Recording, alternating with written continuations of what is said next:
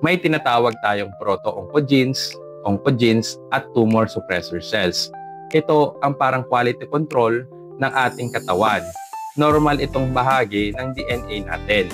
Sila ang responsable sa pagpapadivide ng cells kapag kailangan.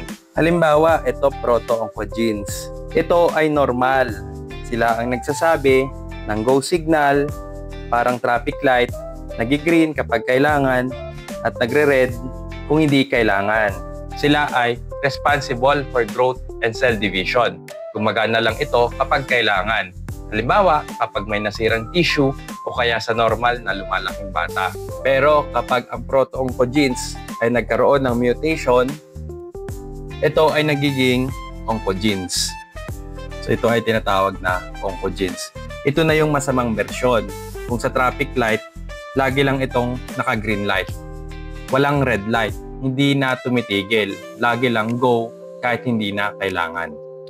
Meron din tayong tumor suppressor genes. Kung ang oncogenes ay ang accelerator, ito naman ang preno. Sila ang nagsasabi, teka lang, hindi ka dapat mag-divide. O may sira ka, kailangan mong mamatay.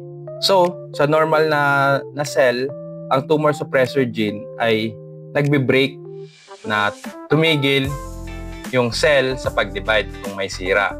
Pero kung mutated ang DNA, maling manual yung sinusunod niya, sira rin yung tumor suppressor gene. So, tuloy-tuloy ang pag-divide ng cells.